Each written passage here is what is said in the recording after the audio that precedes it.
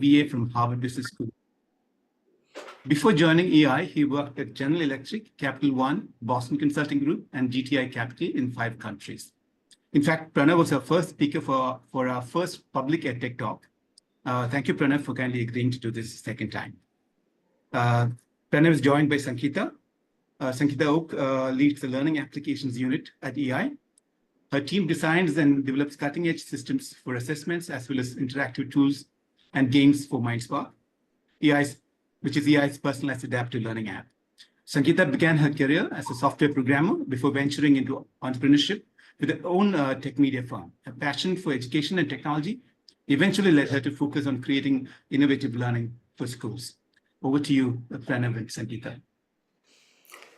Great. Thank you, Anil, for the invitation to come back. And, thanks to you and your team at TIS that sort of creates talks at the intersection of technology and education. That's something where I say that, I'm perpetually a student of how technology can improve learning outcomes and how technology can make teachers superheroes. So great to be here. Yeah. So I'm going to share my personal experience over the last 15 years of trying to bring technology to improve learning, as well as help teachers achieve their intent.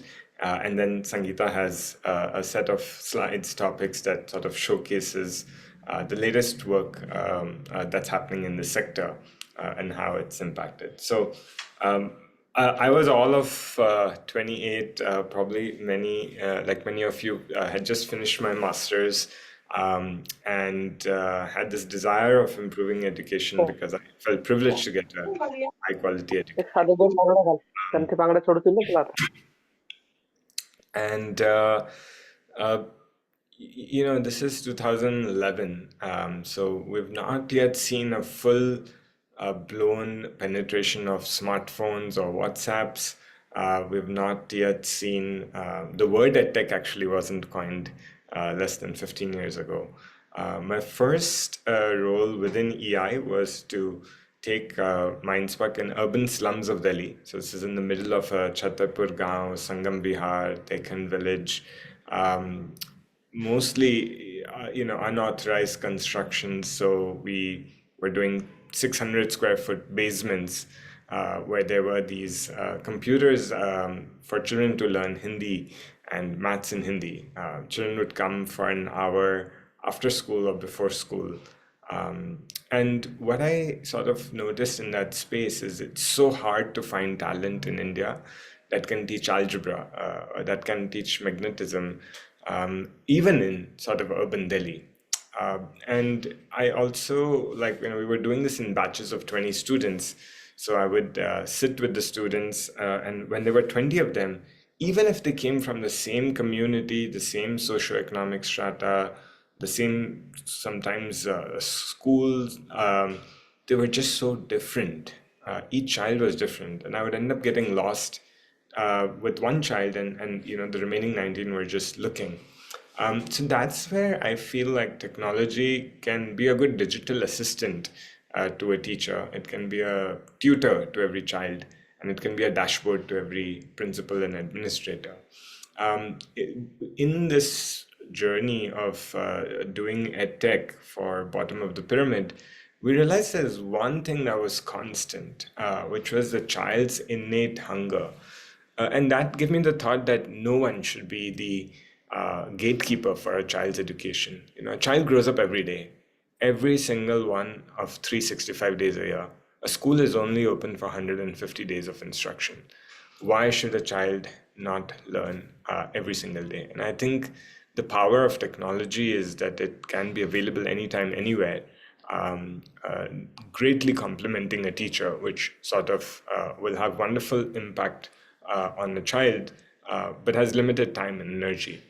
The other thing I noticed is that all of us have biases, right? Even many of us who say we don't, we have our biases. And the technology in some ways cannot be discriminatory, right? So it doesn't care whether you're a boy or a girl, you're Gora or Kala, you're rich or poor, or what community or caste or creed you come from. And I find that greatly equalizing. I mean, I think people talk about the digital divide, but I think digital is the only way to remove the education divide that we have in the country today, where learning is correlated with your parents' income, but technology can sort of flatten that. So I think that to me is a way where I think the role of technology is very, very powerful. Unfortunately, after 3 years of doing this, I ran out of funding. I couldn't raise enough funding and I had to close these centers down. And that taught me a valuable lesson that technology has to be affordable. And even though it has a great impact, because at the same time, the JPAL study on MindSpark came out and it showed that children were learning 3 times more than a control group. And they were some of the largest gains that they ever seen in a short period of time. And that lesson sort of helped me move back into the schools. So now 100% of the work EI does is inside the school, part of the timetable with the school teacher, or let's say with the maths teacher, English teacher, science teacher, Hindi teacher. And by working with the system, we are now able to do it for a tenth of the cost that we were doing it outside the system. And in that sense, the technology has to not just make teachers a superhero, but it also has to sort of be integrated. There should be only one human teacher, let's say your maths teacher, who's the custodian of your maths learning, but that human teacher can have an army full of tech tools.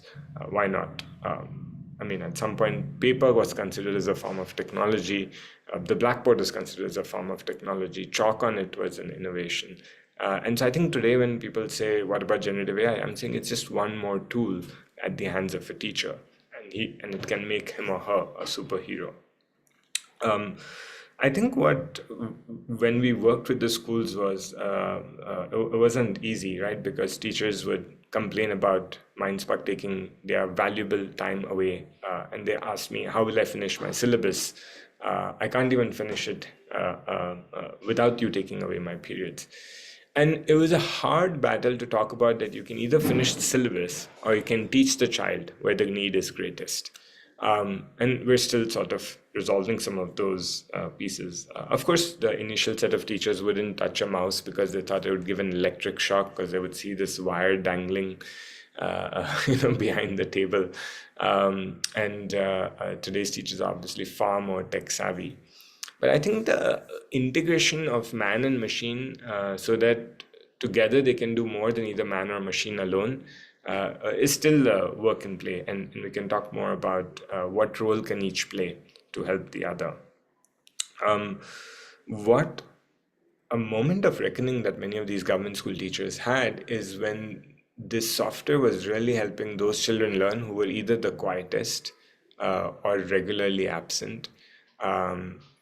Because it finally gave them a chance to fully showcase their knowledge, right?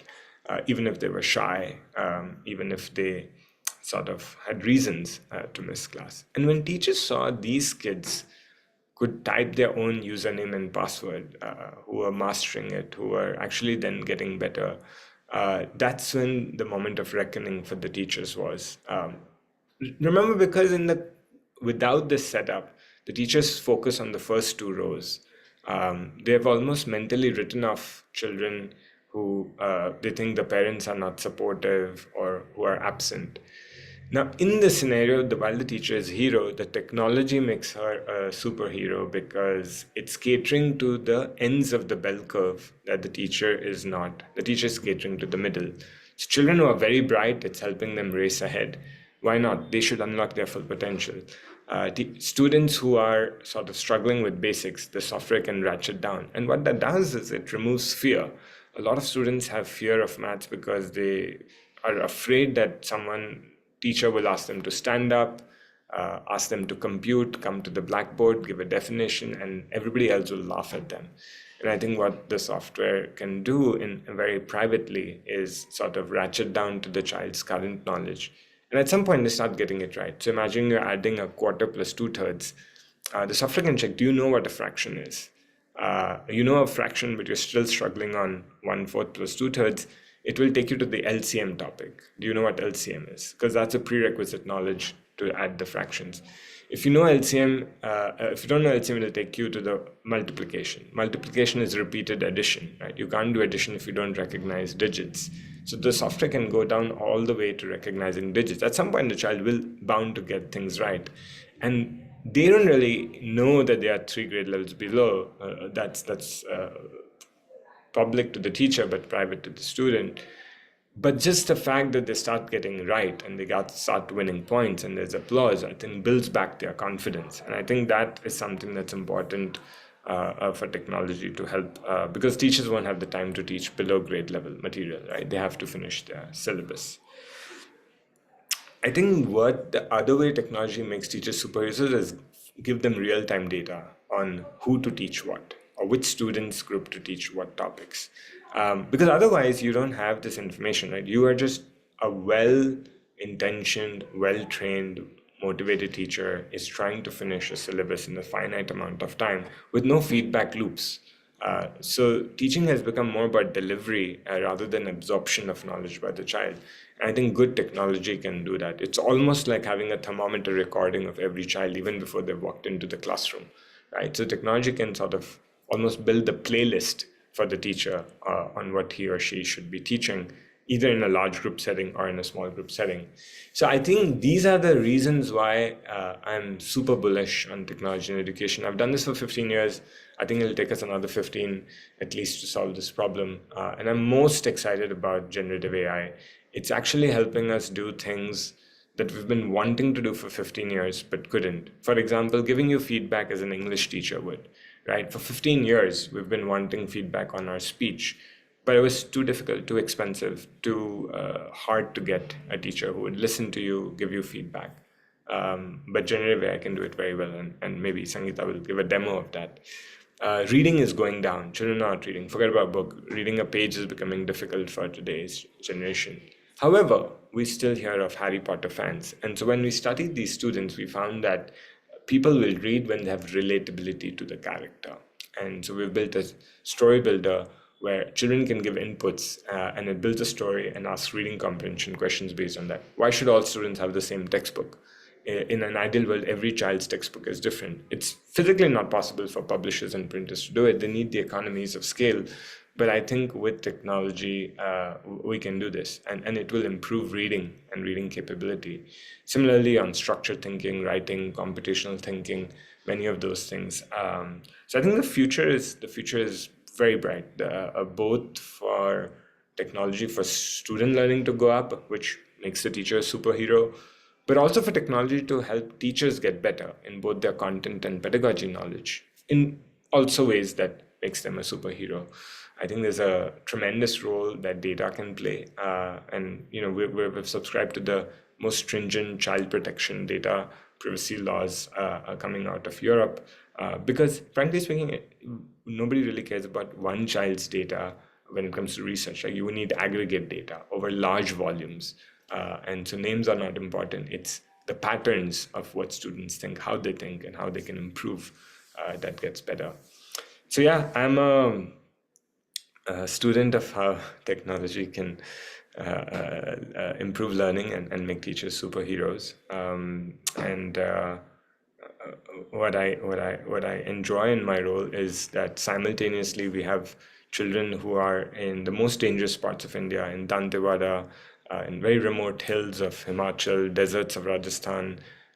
Children who are not even eating dinner are still learning language, maths, and science through technology. And on the other side, we also get to some of the most premium private schools in Delhi, Mumbai, Dubai, Johannesburg. What I feel is technology is almost like a tide that lifts all boats, right? So you could be the brightest student, it will help you get better. You could be a student who needs the most support, and it would still sort of help you get better. And on average, you're finding that children are learning about 3 times better than a control group.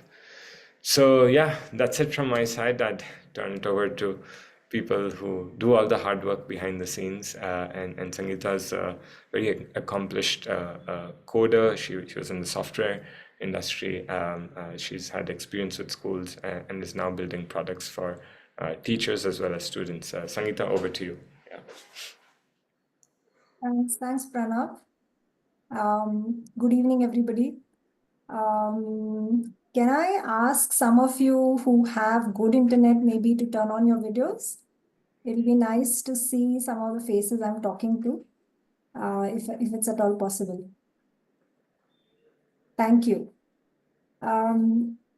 So yeah, so Pranav has covered pretty much the philosophy and the concept behind, what we are saying here. Can technology make teachers superheroes? In fact, the talk actually, I wanted to not put a question mark at the end, but an exclamation. Because yeah, I do believe that is definitely the case, but we will, as we go through the presentation, we can probably see how that pans out. And do please come in with any questions or, whatever you'd like to discuss. So I'd be happy if we can make it interactive. I'm just sharing my screen here. Are you able to see the presentation? Yeah, we can. Okay.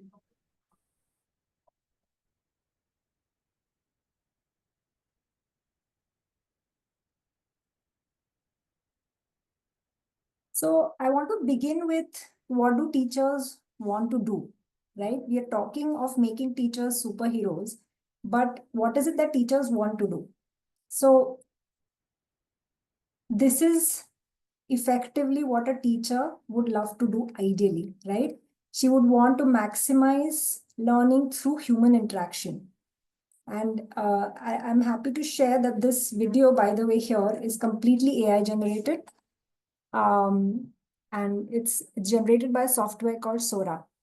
I'd like to know how many of you have used AI in your work or even in your personal, enterprise at home or any other studies. And if you have, then what was your experience? What did you use it for?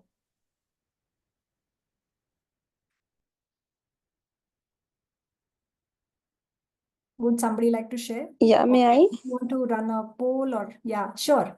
Yeah. So I've used AI for generating the slides or maybe an assessment for students. So Right. using a rubric, I've created an assessment for students. So yeah, it helped me make my work easier. Nice. So do you teach somewhere? I used to teach, so I've used that. Okay, nice, nice. Yeah.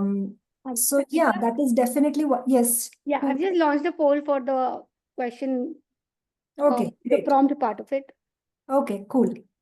Yeah, maybe if people can share, a bit about what they used AI for, it'll give me a flavor of, the work that you do and how have you found AI useful.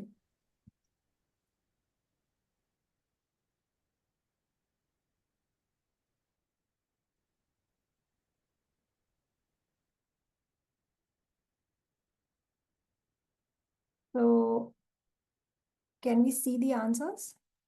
There's still, I just have like one submission.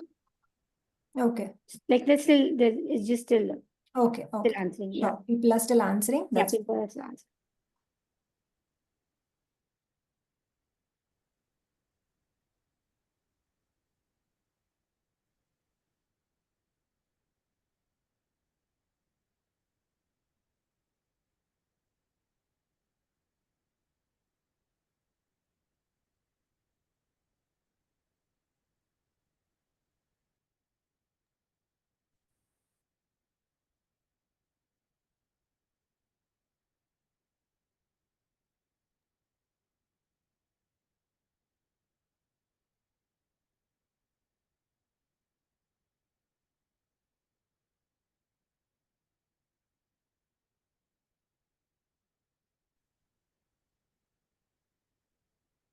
Yeah, I have some 7 responses. Just give me a minute.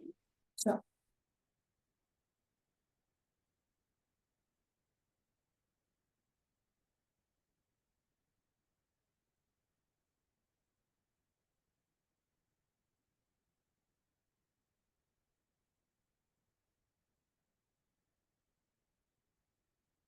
So when I created this video, by the way, I was quite blown away. I mean, if you see the video, We it's so can't see beautifully this created. video.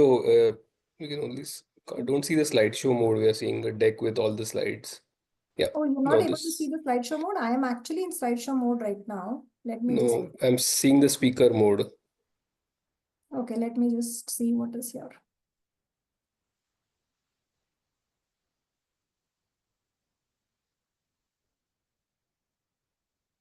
I'm just starting the slideshow mode again. Can you see it now?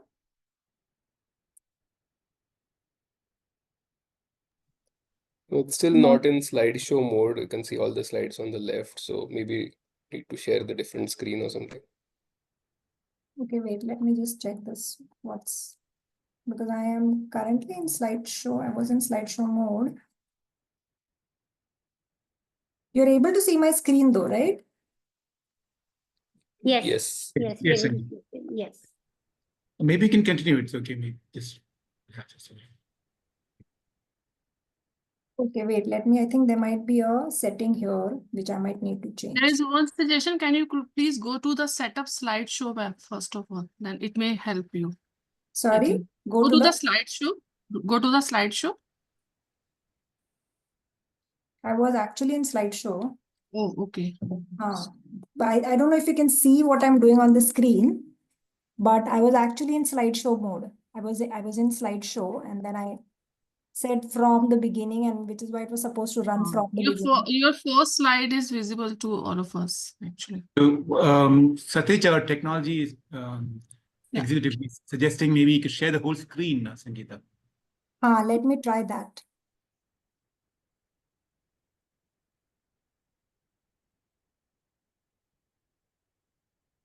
I'm just going to start sharing again, and this time I'll just check if it's sharing the entire screen. Share the sound.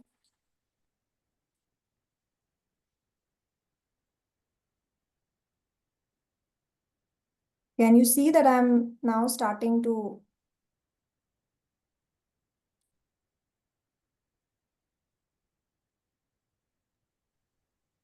Yeah, maybe this works. Yeah.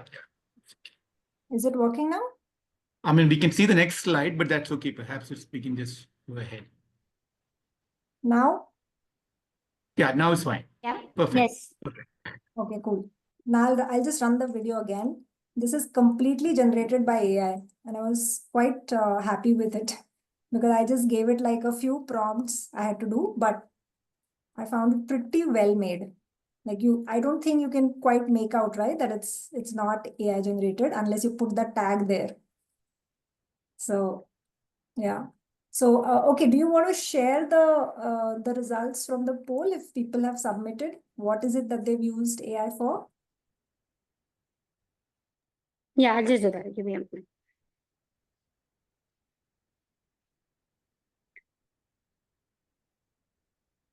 Okay, I'll have to share my screen. Will that work? Maybe you can post it in the chat. I'll do that. Yeah, I'll do that. Okay, we can take it up at the end. It doesn't matter. It's just that I wanted a flavor of, the audience and what is it that they do and what is it that they use AI for. So that was really the intention. But so when I talked about what is it that teachers do, what is it that they want, and we said maximize learning through human interaction. At the same time, what are some of the challenges that they face? And, none of us are new to this. Some of us have actually been teaching, have taught in the past, are currently teaching, have seen teachers. So none of these challenges are new to any of us. And the question really is, where is it that technology can come in and, address or mitigate some of these challenges? Which of these challenges can technology help us with? So that is really what we are looking at. So I wanted to talk a bit about one of the key aspects of, what a teacher does, which is enhancing learning, maximizing learning. So this is a very interesting question. What is the length of the pencil? Now, if you see where this pencil starts from, where it is placed at 1 centimeter. Now, why is this interesting? Is because so the answer is obviously 5 centimeters, but just the very fact that, we moved the pencil from the 0 point to the first centimeter point it is extremely interesting that a question that we thought was really simple, a huge number of kids got wrong. And there is a misconception that we identified behind this. So in fact, I have a video that we had done so we went to different schools, we conducted student interviews. Why was it that, children were getting this wrong? I don't know why my video wasn't playing there. I can play it from here. 1, 2, 3, 4, 5, 6, 7, 8. Are you able to hear the sound in the video? Yes, ma'am. Yes. Yes. So you counted that, and that's why you said that Yeah. it's 8, Yeah. and not because this point is 8. No. This 4 will count as 1, and till 9 it will be 6. This is 1, 2, 3, 4, 5, 6. We'll not see how much there is. Starts from 6 because it starts from 4, 4, 1, 2, 3, 4, 5, 6. This to this is 1 centimeter. Yeah. And this to this? That is 0 centimeter. This is 0 centimeter. How much is this to this? 2 centimeters. Okay, so this much is 2 centimeter? No. Yeah. Okay, and how much is this?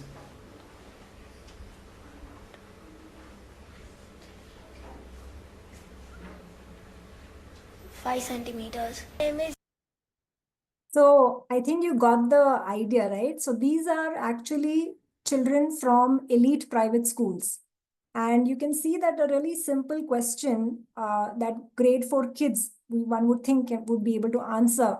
There are so many misconceptions that children have. Even the children who got it right, surprisingly, had misconceptions hidden there. So what are we trying to do? When we do all this, the idea is that how can I maximize learning using technology when I can see that there are all these misconceptions hidden behind it. So can I simply push technology or how do I intelligently do it? That is really the question. Okay, is my screen clear? Can you see it? Yes. Yes. So the outcome of all these student interactions and the fact that obviously we've collected data for so many years, that is what drives the decisions that we take when we design these interactives, when we gamify things. For example, the number line that we have designed in MindSpark, that was that drive for that how do we teach distance measurement counting to children. And you can see what the question is here, that a frog starts jumping from 2. How many times did he jump? So we're coming to a very basic point here, asking a child to count how many jumps did the frog do. So we begin from there, and then it progressively goes on to even things like addition on the number line, right? So when we use tools to sort of be informed by what is our on-field experience, pedagogically, it can make for really powerful experiences for the child, because that is when an aha moment occurs that, oh, this is what this distance means. The 2 and 3, the distance between 2 and 3, and then 3 and 4, and then 4 and 5 is all the same. So this is, I think, the kind of insight and aha moment that really makes for great marriage of technology and pedagogy. So yeah, so this is one of the interesting. So Dr. Asia Kazmi, and it was actually a nice article on this piece about what technology can do, and she's written beautifully. But one of the things that captured my attention was where she was saying that children were sitting in a class, they were glued to their screens, and they were learning. Now, as a teacher, and as a good teacher, if I may say so myself, these are her words, not mine. What am I doing there? What is my role here then? So it's very beautiful, but the article really talks of how an adaptive learning program actually informed her decision making in class and how she was able to guide children. So this was apparently in one district where, it was performing poorer than the other districts in London. And then how they showed great learning gains. That is what the article talks about. But I felt like this is one of the sort of concerns, or we can say even fears that people might carry, that is technology replacing a teacher? Like, what exactly are we trying to do here? So I'll talk a bit more about it. Please feel free to interrupt me on any slide. So I think this is what I find a good analogy. There are so many people these days who run marathons, especially the older generation. It's become a big hit. Mumbai Marathon is also a big event. And I've seen how these marathoners, and especially, my God, the 42K runners, how much technology really prepares them for the marathon, right? From diet, training, nutrition, there is like a whole bunch of things that is totally aided by technology so that they're really prepared for the event. But finally, at the end of the day, it is the marathoner who has to put in the effort and run the race. I mean, technology is going to sort of prepare you, right? One of my favorite quotes is, I'll study and be ready and my time will come. So I think it is a bit like that, where technology is going to really help you hone your, axe, sharpen your axe. And then what you do is finally up to you. So I think I look at technology like that, where, you make education more of a science, but it's not less of an art. Because to give a bit of context, so when I started my journey as a software programmer in Cognizant, and I was many years working as a programmer, but my passion is actually education, and specifically girls' education. And I started teaching. I was teaching core Java and enterprise Java to MSc students, but I also really wanted to work with young children. So I started volunteering at a local school nearby, and I was teaching math and English to the girls there. So I feel like the experiences that I had there, it's beautiful, and anybody who's interacted with children can vouch for that. So I would say that education never is less of an art, because every day is a new challenge. But definitely, can we use technology to make it more of a science? So that's really the harmony that I would say we want to achieve. So when we say technology should help teachers achieve their goals, right? So what are some of the things that, and I think every teacher can probably vouch for this, inspiring children, instilling good values in them, the connect that you have with students. I mean, I am sure that even we remember our teachers, right? I mean, when I go back to my alma mater, and I'm like so happy even after all these years to meet my teachers. So that human connection, learning through project-based activities, group activities, teaching children how to collaborate with each other, how to work with each other, group skills, social skills, all that is something that is going to still be the teacher's domain, right? Now, where will technology now help? Like I talked of the earlier slide, if I have a class, say maybe of 40 kids, and there are 5 different learning levels here, it's simply, extremely challenging for me to be able to cater to a child whose learning level is so very different from, say, 20 other kids. So that is where I feel the power of technology comes in. Like, how can you cater to children at different learning levels in the same class? And that is where technology, if I talk a bit about MindSpark, where it is a personalized adaptive learning tool, meaning that it will adapt to my learning level, and which could be very different from the child sitting next to me. And both of our levels are different, but we're in the same class. And then it adapts to my learning level and takes me through a different journey altogether. But the end goal is the same. So I think that is what where technology can really come in and make things amazing. So I think this is really what I'm talking about. How do we manage pedagogy and tech to deliver something that really delivers what we are looking for. So I think this interweaving of our different skills and strengths is really what counts. Teaching at the right level, like I said. So this is again AI generated. I found it very funny. I just gave it the prompt basically. And this was the prompt, that teaching like fashion should be tailored, and that is when it's really powerful, right? So in one picture you can see that the clothes are too small, and the other you can see they're too large, and neither of them then works well, right? So teaching at the right level is something that technology can be really powerful at. One of the things that we are working on in EI is the Neve app. I'd like to sort of talk a bit about that.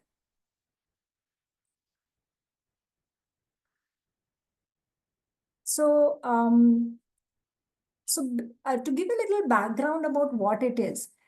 So if you look at the foundational literacy and numeracy skills of children, right, which we call FLN.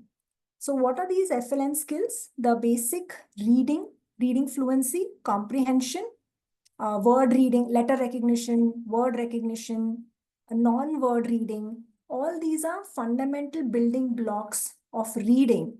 Now, see, unlike walking, speaking, reading is not a skill that can be naturally picked up. You need instruction and quality instruction for a child to really be able to read well.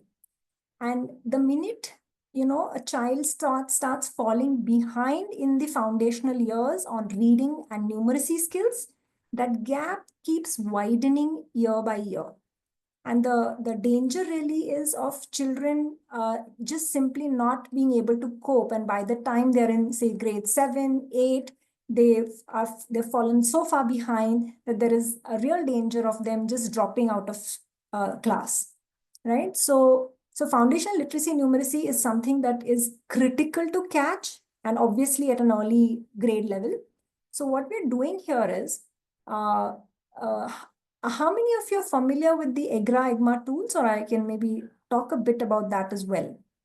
Maybe a show of hands or something, if people are familiar with EGRA-EGMA. Okay, I don't think, okay. So let me just, okay, sure. So let me just talk a bit about that. So EGRA is early grade reading assessment and early grade math assessment. So these are actually international tools, and now they have been adopted in like 120 countries or so. The idea behind EGRA and EGMA, meaning reading assessment and numeracy assessment, the idea is that when you look at pen and paper tests, right, they typically mandate that a child has to be able to read and understand a question before the child can answer a question, right? So most of the times what you're doing is you're testing for what a child does not know rather than what a child knows.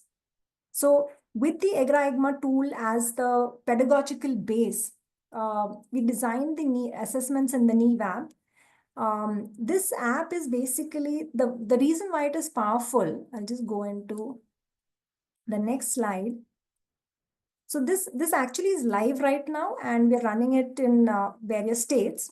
So the interesting part here is that this is an offline app. So I have traveled with this app to remote places, tribal places, all over India. And it was an amazing experience to have the kids do this. Also in tribal areas where, we thought maybe because of low literacy, digital literacy, how will it pan out? But children are like superbly quick to learn, especially when they're given a tab. They're excited as well. So we didn't really face a problem with too much of that, especially, we went back and we kept sort of improving the app into how can we make it really intuitive for a child. So the interesting thing is that the assessment is in the child's medium. So if you're in Mohali, it will be in Punjabi. If you're in Orissa, it will be in Odia. If you're in Maharashtra, it will be Marathi. If you're from a Hindi belt speaking state, it will be in Hindi. So the first friction of, medium is removed. So all the questions are available in the medium of the child. Second is that the questions are available in audio, meaning that if you are given, say, a word problem, it is reading out the word problem to you. कि मेरे पास 2 पत्थर है, आपको मैंने 1 पत्थर दिया, अब मेरे पास कितने पत्थर है? If the child at a foundational level is well aware of numeracy, the child will be able to answer this question. The answers are also taken in audio form. So the child simply speaks into the tab. This again basically allows for children who have numeracy knowledge to be able to score on the test. Because what I'm saying here is you don't need to write. If you're able to understand the question and if you have the numeracy skills, you speak, right? So there are many such aspects built into the app, which is allowing us to get rich data on what is the foundational literacy numeracy level. This right now we are conducting it in 4 states. Maharashtra, we did Orissa, we did UP, we also did Rajasthan.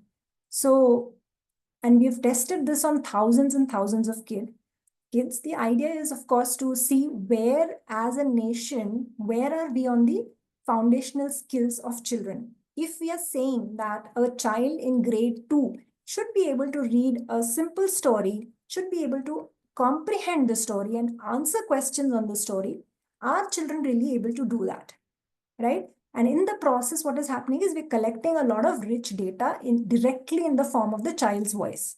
What that helps us to do is that, so there are other tools, right? It's not that there have never been any tools which are testing for foundational literacy and numeracy in India, but none of them actually capture the child's input directly, which essentially means that a facilitator on the ground who is taking the tab to the child is evaluating the child and recording the answer is correct or wrong.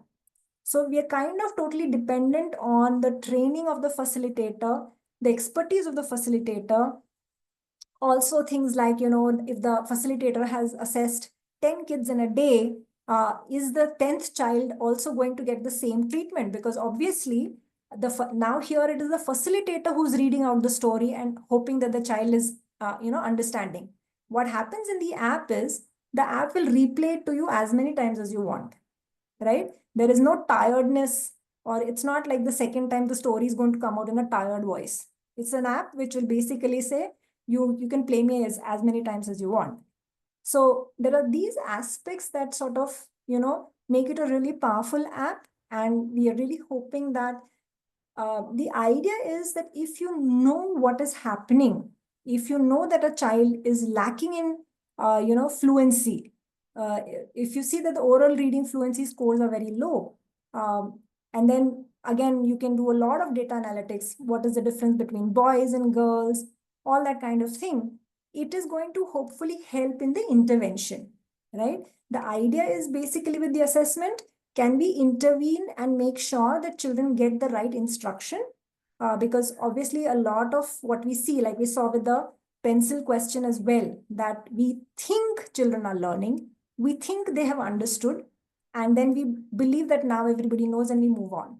But oftentimes there are so many misconceptions that the minute you change the question a little bit here and there, children are thrown off. So the concept understanding obviously has not happened. So yeah, this is a bit about the Neve app. I'll see if I can actually, yeah, I have a couple of videos on the Neve app as well.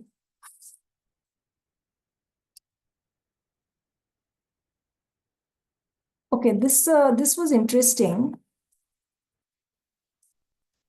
Can you see the sum on the screen? Is it visible to you? Yes, ma'am. Yes, Yes. So if you see the sum is 49 plus 32. Okay, this is the Neve app on the tab, by the way. Now, you can see what the child has done. The child has actually started answering from the left, right? The answer was 711. So this is, okay, wait, let me just move the video a bit. Is this visible? Yes, it's visible. Right? So this is a very interesting misconception, right? Now, when we design this multiplication grid, so we have two modes, right? MindSpark is a learning tool. And in the Neve app, what we're doing is we're assessing kids.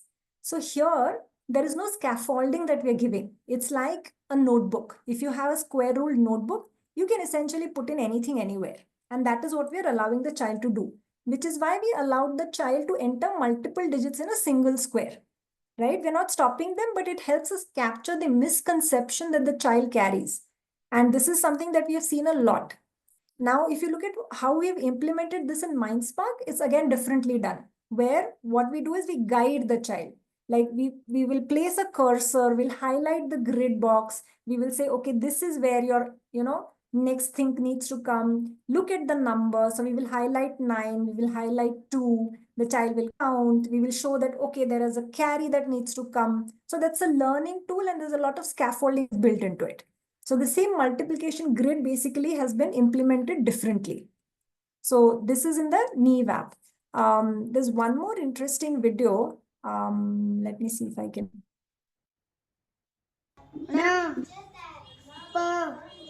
जब पर बिंदी जा बोले, लल्ले पर बिंदी ला बोले, या वावा पप्पा पर बिंदी पा बोले, त द थ ई र. So you can see what was really interesting to me was that children remember things a certain way. They learn things a certain way. And when you capture data like this, it really brings that out. She was not simply reading the letters, she was making word associations with it, right? So that was like something that was interesting to see. And we saw that in a lot of children. Okay, I'm just moving back to presenter mode now. Just let me know if my screen share is not working properly. Yeah, this was the other video. So yeah, that was really about, assessing kids using technology at a large scale. Now, the other thing also that I wanted to quickly cover, do we need a time check? How much time do I have? It's okay, Sangeeta, go ahead. It's, Okay, cool. Yeah. So there are just two other aspects that I want to cover. One is computational thinking and the other is AI. So, with computational thinking, I feel, and I went through your syllabus and I saw that as one of the sections mentioned in the syllabus. So when we see, and I feel there's a lot of talk about computational thinking now, right?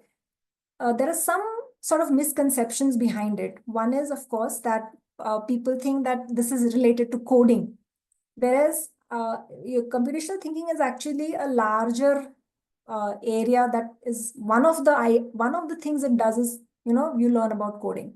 But if you see what computational thinking requires, to give you a story about my own son. So he's 16 now, but this was a few years ago. I think he was around 13. And we were in Bangalore at that time for some work. I had some work here, and we actually live in Pune. I mean, I'm a Punekar. My family lives in Pune. And we were here for some work, and he had enough of it. He said, "बहुत हो गया, मुझे अब नहीं रहना. I want to go back home." So I said, "No, you can't go back home because, I still haven't finished my work and you can't go alone." He said, "Why can't I go alone? I can go alone. I'm old enough." And I, being the anxious mother, obviously I said, "Kaisa bachcha akela jayega," and all that. And my husband said, he seems willing and he seems ready. Why don't we let him try? So I agreed to the plan. But essentially what we did was we literally, now I don't know how many of you have been to the Bangalore airport, but it's a pretty large sort of, you can call it a complex place, right? So many things, so many signboards, and just so many ways in which you can get lost. So we had given him a sort of map that, when you go there, you will first see the security, you will have to present your Aadhaar, you will have to show your ticket, then you go in, you will see all the airline counters, you will have to find your airline, then you'll see the escalator could be to your left, it could be to your right, and then you have to do security, and all those things we had written down, and there was a map that we had done.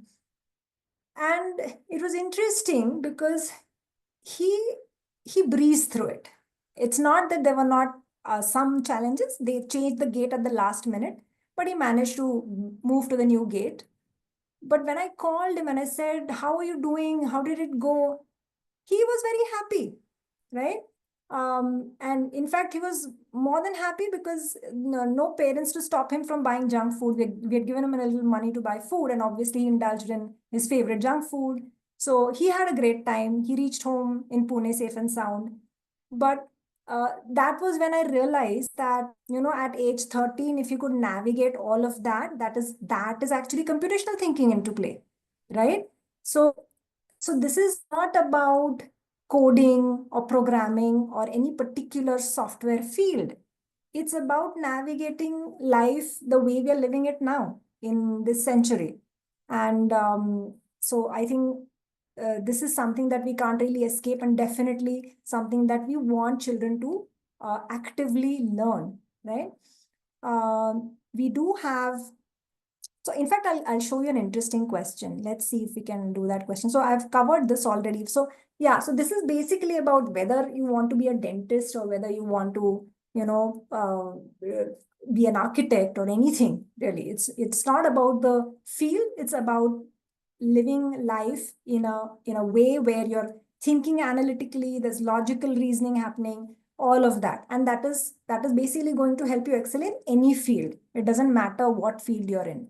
Right, so this is what that was about. Yeah, so we have some our flagship product for assessment is Asset, right? And this is one of the Asset CT questions, and I'd really love it if you guys can just take a shot at this. Yeah, this is for grade 9. So you can once you've done the question, you can maybe after a minute or so, when everybody's finished with it, you can post your answers in the chat.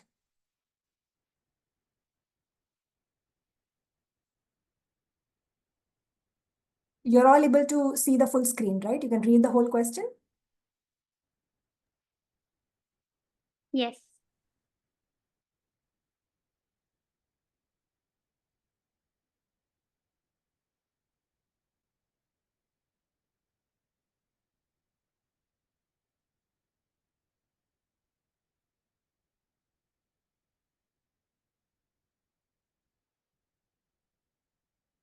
Is everybody done?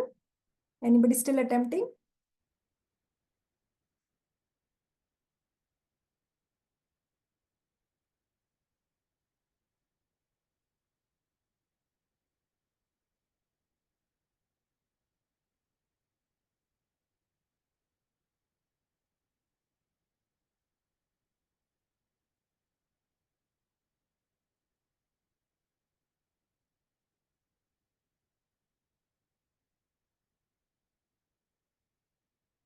Okay. So people have done, do you want to post your answer? Or maybe somebody can actually just share what their answer was. They can just, if you can just turn on your video and speak about your answer and why you chose that.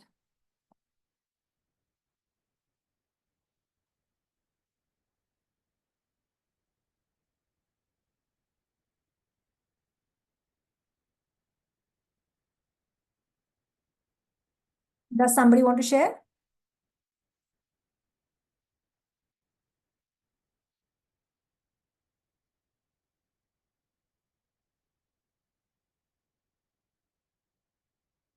Okay, somebody's posted in the chat. Okay.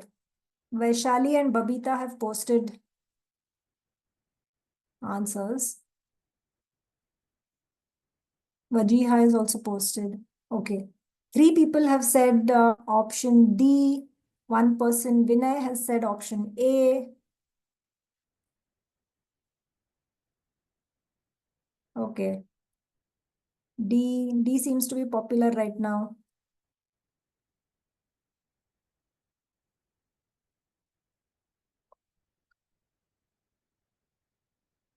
Okay. So shall I share or still people solving this?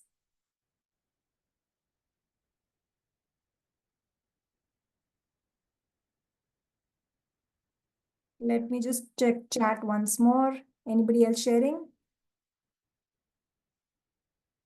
Okay.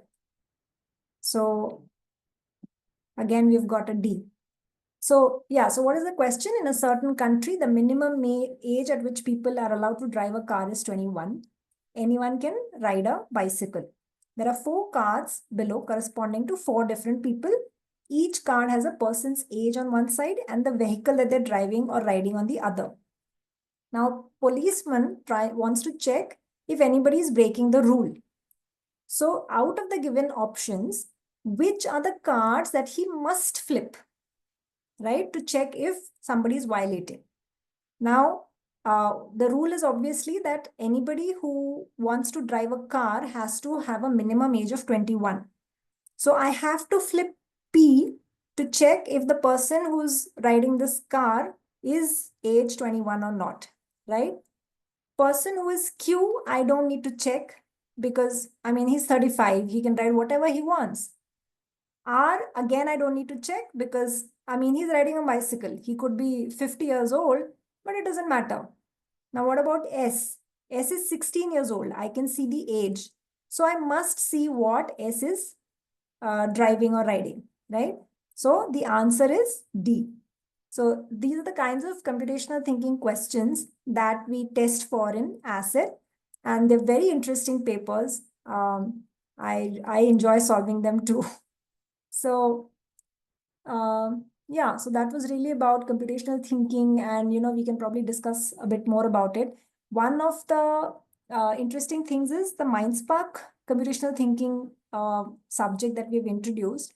So Amazon has a Future Engineers project, right, which they fund, and this is specifically targeted to the tribal schools of Telangana, which are like 200 odd government funded schools. They have very good infrastructure. They have computer labs, and that is where they are running MindSpark CT. And it's amazing what those girls have done with MindSpark CT's, classes. I think I may have a slide on that, in fact. No, I don't. Okay. So I wanted to actually show a picture or video of the Telangana girls attempting MindSpark CT, where we have apart from Blockly level coding, we actually have like open-ended projects where they can create art, music, different kinds of things. And that is really amazing to see for children who have not been exposed to much of it before. So that is really the power of CT, where we see that, something that so that was also an interesting thing where we found in one school, problems that were difficult to solve by the 8th grade. Another school, the 6th graders could solve it quite easily. So because it's not tied to a syllabus, you could be any grade, any level, and solve any of those problems. So yeah. So just coming to the last section of my presentation, where I'm just going to talk about AI. And the fact is that, I mean, it's so ubiquitous now everywhere in urban settings. We really know that it is no longer a matter of, whether it will get integrated. It has already happened. So what is the impact on learning, right? So this is interesting because one of the homework illusion that we see, and there are studies that have been carried out on this, is we feel that we can continue to give homework the same way, which is no longer the case, right? The other side of it is the detection illusion. I mean, the reason we think this is because we believe that if my student submits a homework that has been done by AI, I will detect it. I will know. You cannot know. I mean, they have had linguistic experts, in their trials go through these data when they do these studies, and they have found that even linguistic experts were not able to really distinguish. I mean, the AI is getting so good every day. Every day we see that improvement, right? And I had a lot more material on that, which I can't cover here. But the mistakes that AI has made, just say maybe last week, it will have improved upon this week. So something very interesting was where I had given it, is 9.9 greater or is 0.9 greater? And it was making a mistake with that like 1 week prior. And then by the time I tried it again on newer models, it was already improving in the sense it still gave me a wrong answer. It still, because it's a large language model, it doesn't know math, right? It still gave me a wrong answer. But when I kept probing that why are you saying this is right and why are you saying this is wrong, it was able to actually sort of reason it out and give me that correction and say that apologies, I think this is not right. This is the right answer for so and so reason. So it's definitely getting powerful every day. Now, the third point here is the illusory knowledge. Now, what is interesting is, and I have seen this with my own son as well. Like I said, he's 16 and he obviously has access to his laptop and all these tools. Children, when they use AI in their studies, they believe that they are doing a good thing. They believe that they are learning. This is the illusory knowledge in the sense that unless you have, see, the whole point of education is the struggle of learning. That is where you build the muscle. So unless you've put in that effort, that learning is not going to happen, right? So sit with the problem, struggle with it, try and find different ways to solve it. Unless you've put in that effort, and if you straight away just go to AI and say, show me how to solve this, that is really going to be the problematic scenario where you have shut off your critical thinking and you're asking AI to do that work for you. Whereas, like I said, most of the meat of the matter is in the effort where it comes to education. So this is the illusory knowledge that children suffer from. So that is the impact of AI on learning.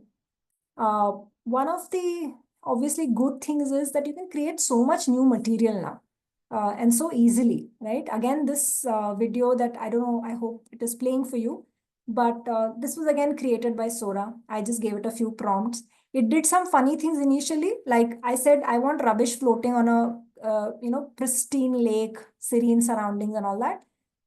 So it actually, I don't know why it thought that, but it had a volcano of rubbish coming out of the lake, which was really funny. I said, no, I don't want a volcano of rubbish. I just wanted to like silently float on the lake. And then I want to see what children, make of it. So it was interesting. And then finally it gave me this, but it's again amazing because I had to put in no work. Earlier, obviously you needed animators and videographers and so many other people, to do these slick things. But now that's obviously so insanely easy. Yes, we obviously can't leave without talking about the risks of AI. Earlier, Pranav mentioned about the fact that we carry biases inherently. There are prejudices and stereotypes that we carry, and we may not even be very aware of it. Now, why this becomes a problem is because of the large language model that AI is. Effectively, what we are doing when we use it, we are feeding it our own biases. It is learning from what we are feeding it and sort of mutating it and regurgitating something out for us, right? So naturally, so whatever biases that are carried by millions of people, that are going to inherently be part of the AI itself. Like I said, loss of critical thinking, again, super important. For example, if a teacher is, recently I had the chance to travel to Singapore and talk to a school group there. There were 13 schools from all over the world who had congregated, and I interacted with the teachers. And so one of the things is they oftentimes use AI to generate exercises. So the important bit there was that whatever you may do with AI, it is really important to, prompt engineer it, right? When I say prompt engineer, essentially what I'm saying is don't simply take what it gives you at first go. If you ask for it, ask something from it, it might give you something which may not be very accurate. So sort of probe it, question it, especially because AI is extremely good at, making it sound so, like it's the most correct thing in the world. even when it gave me that wrong answer, whether 9.9 is greater or 0.9, it says it with the confidence of, that it knows everything. So that is the danger of AI, where, you should not, you should keep thinking critically, questioning it, probing it, checking other sources as well. So yeah, I mean, these are some of the risks, and obviously we will have to keep working and finding our way around it. There's no escaping AI for it, but we definitely should be aware of all of this. Yeah, okay. This was the MindSpark CT thing that I was talking about, where the Amazon Future Engineers program. It's really super enthralling to see how those girls are, adapting and adopting technology, I should say. And it's really amazing and exciting to see. So this is a story builder actually that Pranav had earlier mentioned, where essentially what we're doing is, okay, actually I can just show you. Do we have time to run the demo? It's a quite a quick demo. Yeah, we can take another 10 minutes. Okay, so I'll just run the demo actually. Can you see my browser? Yes. Yes. Okay. So what we've done with the story, so one of the things, so we have MindSpark English, right? And we have a lot of passages there. Now, for somebody who loves reading, I absolutely love MindSpark English, because, the passages are all sourced from really amazing various sources, like, Pratham Books or Storyweaver, Book Bash, so many of them. And they're so interesting. But I have found that I am one of the diminishing breed who likes to read all these, even children's passages. But children don't want long passages, or they don't want to read so much. And what we thought was, what if we allowed them to create their own story? And then how would they react to that? Would they like to read that? So that is where the story builder came in. So here, so ideally I would have liked somebody from, one of you to have done this, but considering this online model, I'm just going to show it to you. So suppose I say class 5, okay, I'm just picking the class that I'm in. Now it allows you to choose a character, like what, should be the main character of your story. Should it be a prince, an elephant, a butterfly? Can somebody say something and ask me to pick a character? Hippo. Okay, nice. Thanks, Yogita. So, okay, I've picked a hippo. Okay, what is the strength of our character? There are these 5 strengths that you can pick from. Forgiving. Forgiving? Okay, nice. It's the forgiving hippo. Very nice. Okay, what is our character's weakness? There are lots of weaknesses to pick from too. Lazy. Okay. Lazy. So we have a hippo who's forgiving but lazy. Okay. So let's give the name of our character here. So what should we call our hippo? Hibzania. Nice. Tell me if I'm spelling it right. This is right? Yeah, your spelling is okay. Okay. So now choose where the story takes place. Where should our hippo be?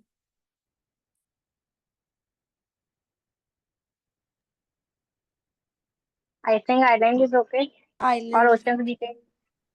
Island, I guess, yeah. You want him on an island? Okay, let's pick island as our story setting. What kind of an ending does the story have?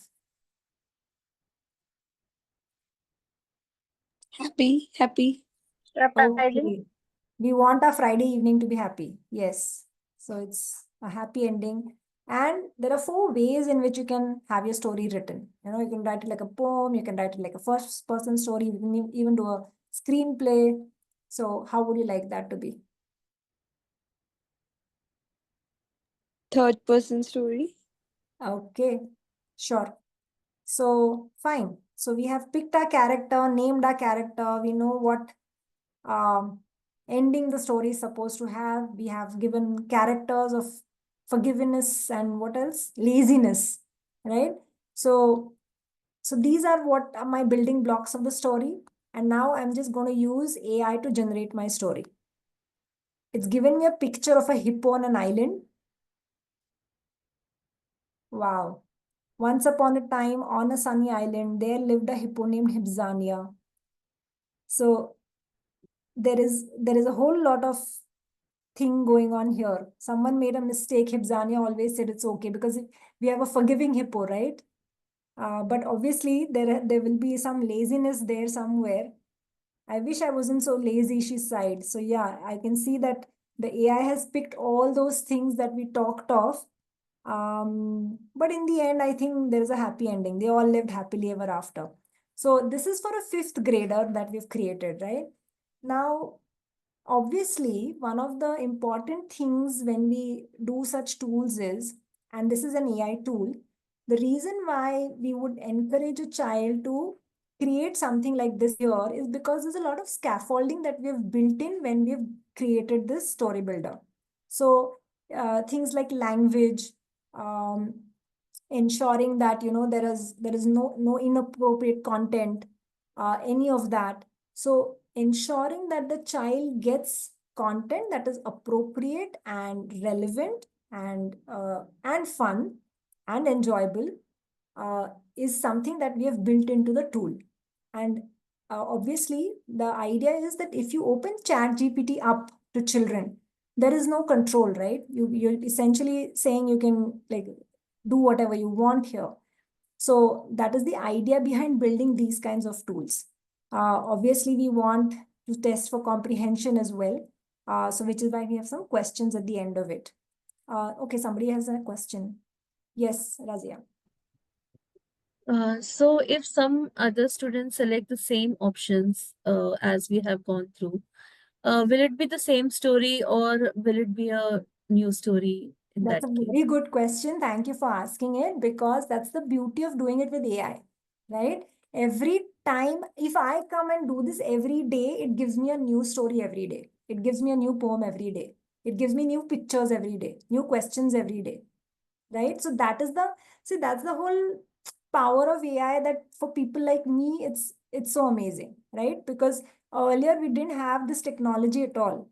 And now I'm able to like create an infinite number of literary sort of concoctions by using the same building blocks.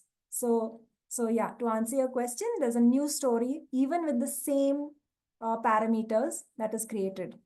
So yeah, that's the fun of it, and that is why actually it becomes fun for the child as well, because they can keep playing around with the combinations, but they will get something new all the time. In fact, and we also have something called as EI Articulate. Now, this is my favorite because, frankly speaking, one of the things I remember in my school, we would have this public speaking class. I think my son also used to have something like that. And so you sort of have the child, the section has a public speaking piece.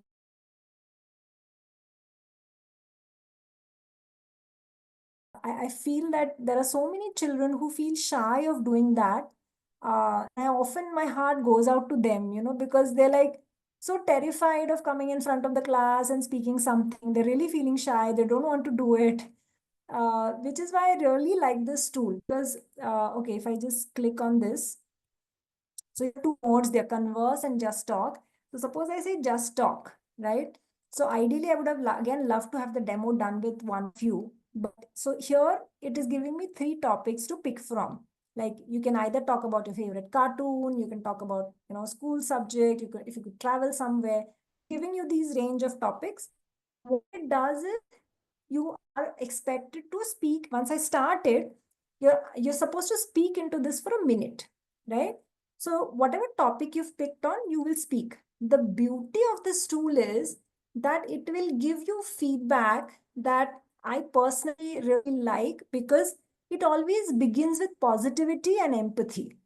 That, I really like the topic you've picked. I think you did a great job with, whatever, something like by using these words, you really expressed yourself beautifully. And then it will say, do try and do this so that it sounds better. Or maybe you could include some of this so that, you're able to convey your point well. So it will give that feedback as well. And that I really feel is the power of this, because oftentimes I feel as humans, however much we want or however well intentioned we are, we forget to give the good feedback too. We are quick to just point out, ये ठीक से नहीं किया, but what about जो ठीक से किया? So I feel that this is what, when we build a tool with so much scaffolding in it, I really like that about this tool, that it tells you what are the good things you did. It begins with that. It tells you what are the things you can improve on. And then it ends with like a really encouraging note and says, okay, keep practicing and you'll get great at this. So I feel the beauty of this is that you can do this privately, right? You can sit with it every day, every evening. It's just a 1-minute activity. And you can get feedback. You can see if you're really improving. Are you using better words? Are you constructing better? So this is one of my favorite tools in EI. So yeah, that was that. And I think the only last slide I have.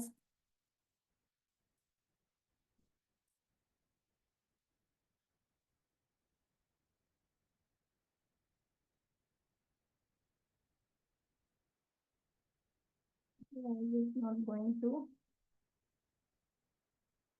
Already somewhere in presentation mode. Okay, I'm already in the presentation.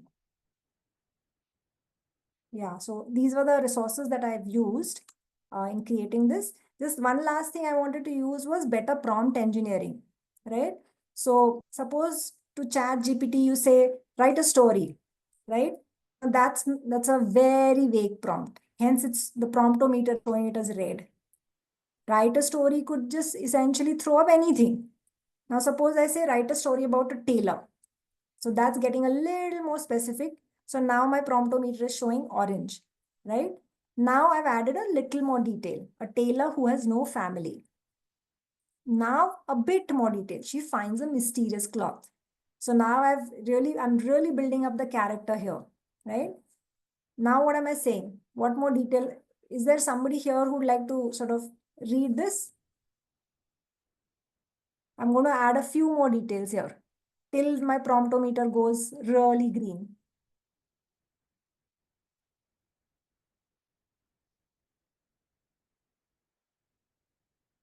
Does somebody want to read this? I'm just going to add a couple more details here.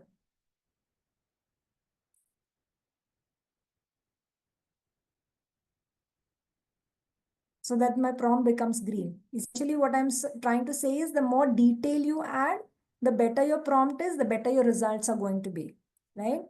So always try and refine your prompt so that it becomes as specific and as detailed as possible, and really allows ChatGPT to give you the result you like.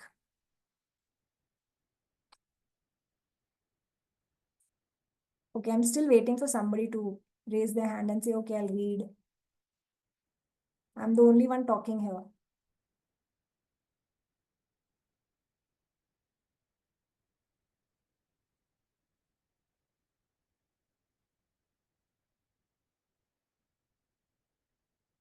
I promise you something good will come at the end of this prompt.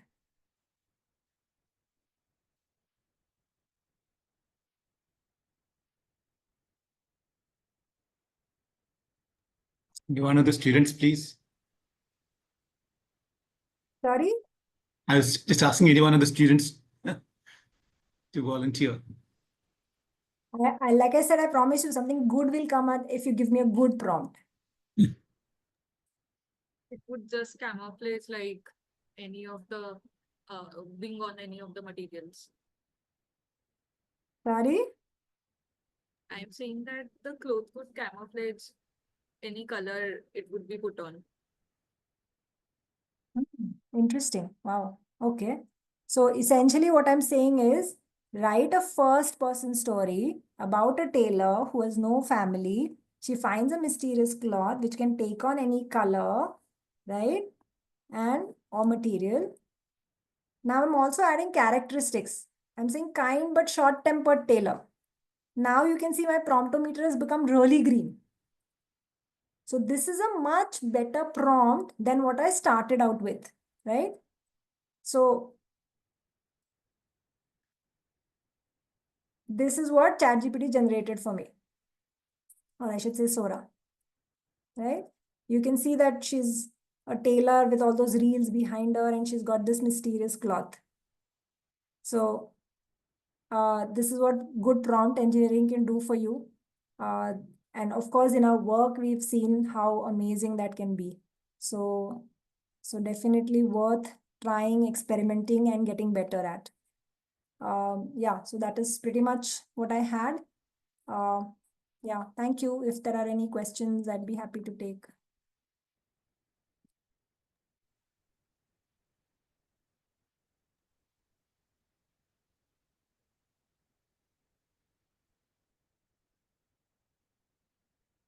You can either unmute and ask your questions, or you can also put them on the chat box.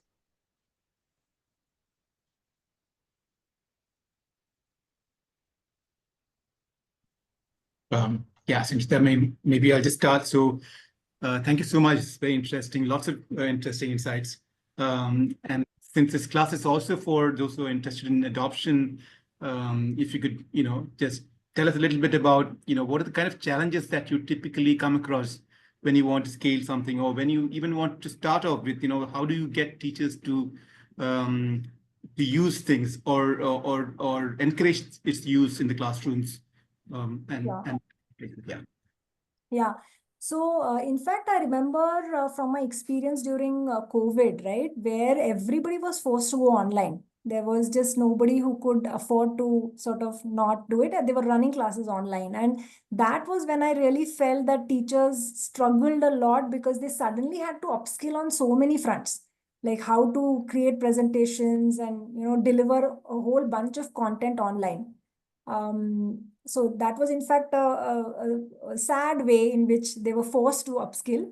But even now, I feel with AI, especially with my experience of talking to teachers and how they're using it, what tools are they using, it is a challenge. There's no denying it. I mean, and I've seen that with various aspects of technology. Even when I talked about the Neve app, now currently the Neve app is running in 4 states, and we have done 40,000 assessments, right? We have tested 20,000 kids in 4 different languages.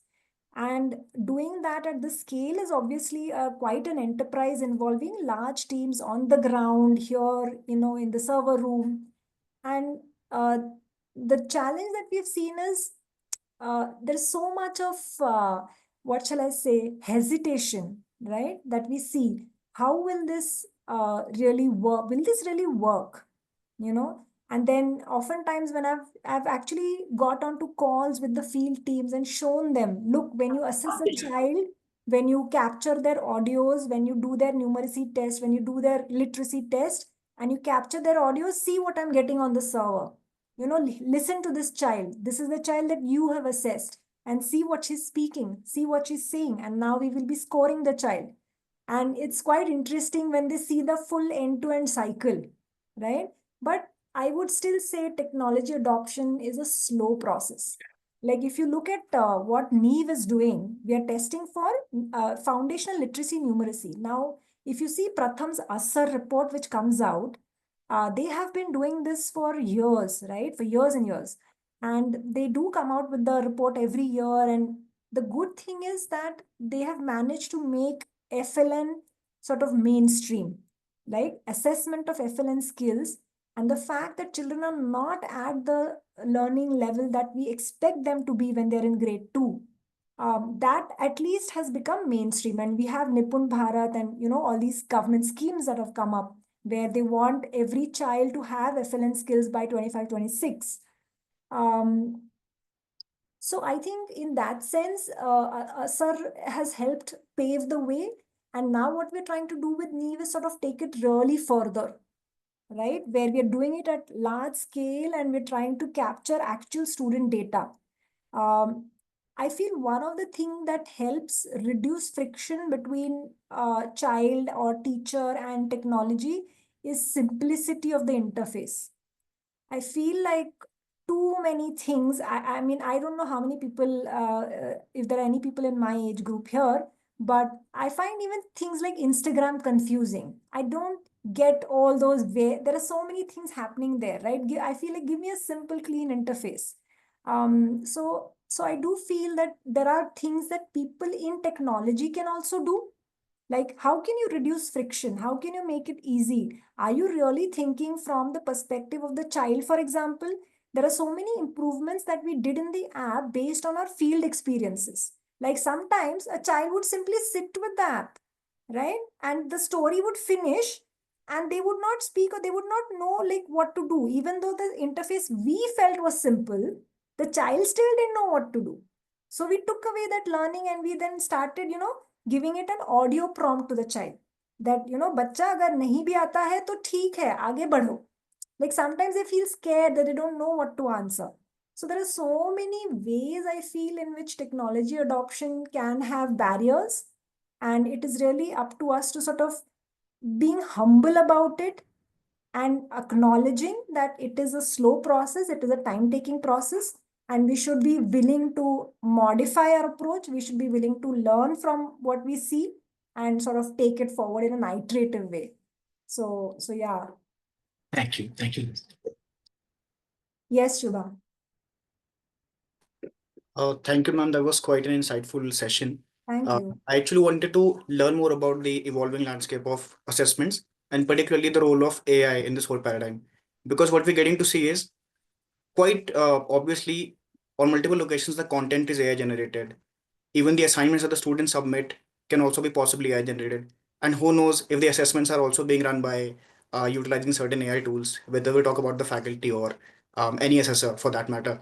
So in this whole equation, how is the whole assessment landscape going to evolve in the Yeah, times to come? correct. No, I agree that, see, that's an important point because I feel I don't know, I'm remembering some Amrish Puri movie, I think, but essentially it's like when you give some tool to the bad guys, so they will do anything with it. And if you give the same tool to the good guys, they will do something good with it, right?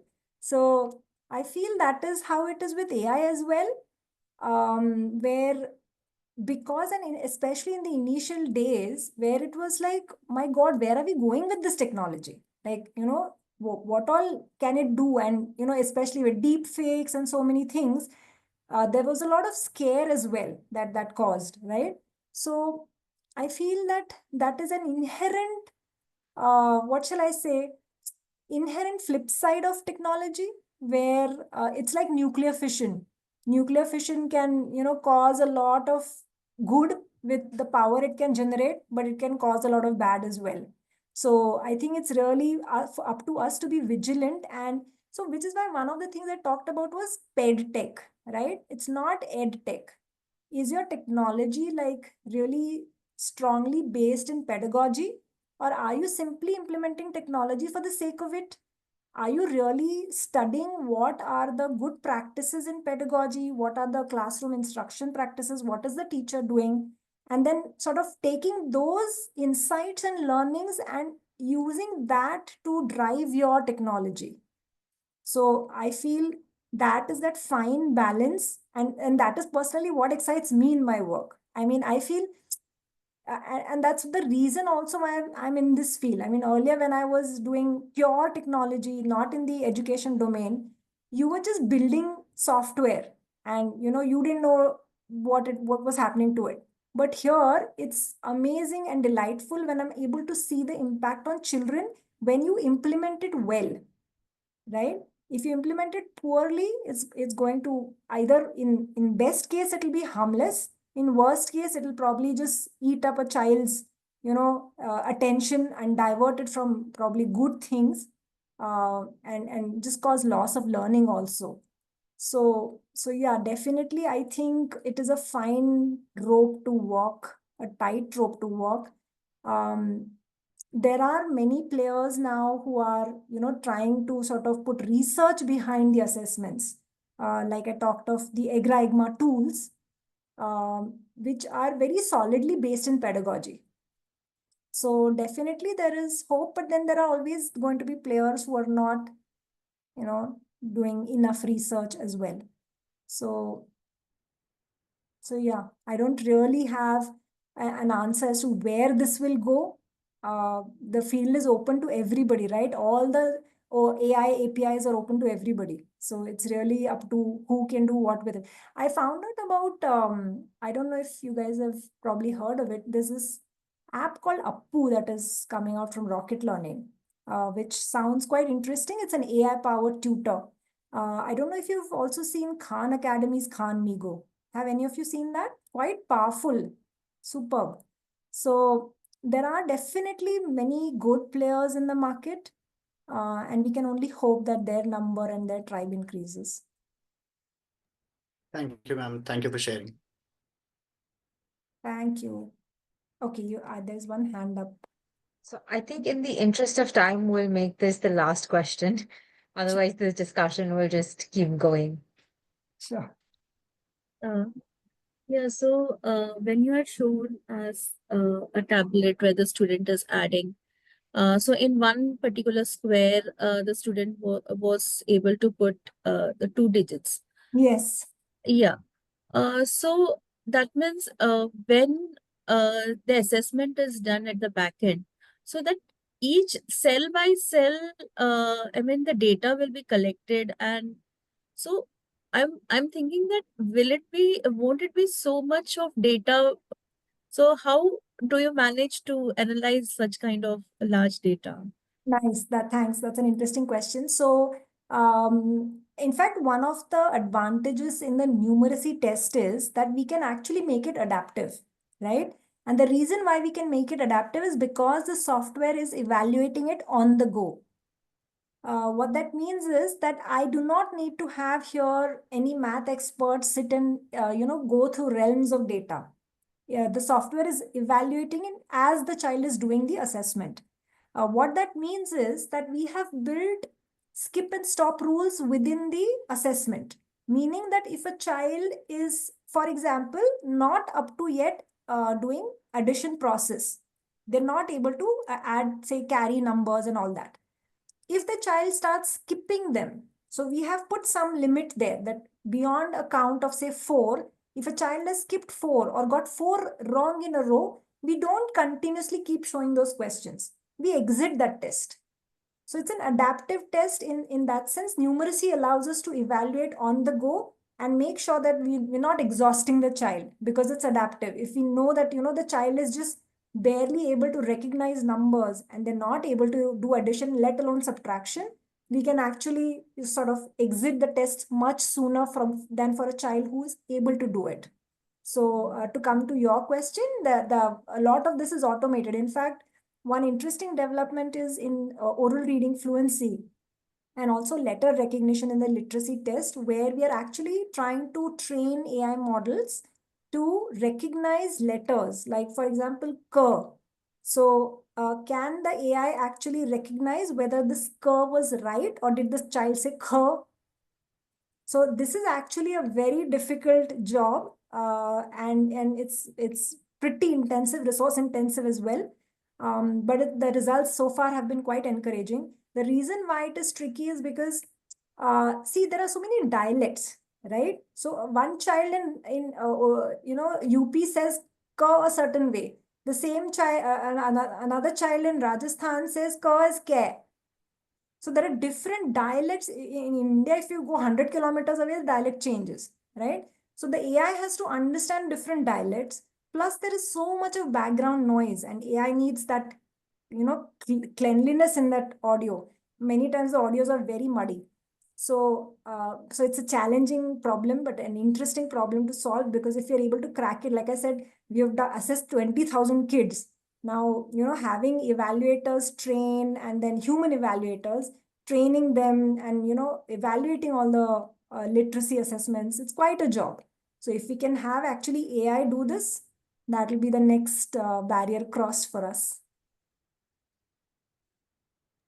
Thank you so much. Thank you.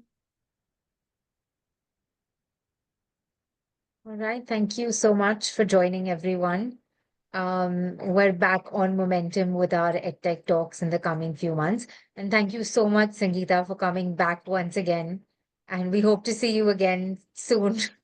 And it was a very, very interesting discussion for all of us. Thank you so much, everybody, and we'll see you in the next EdTech Talk.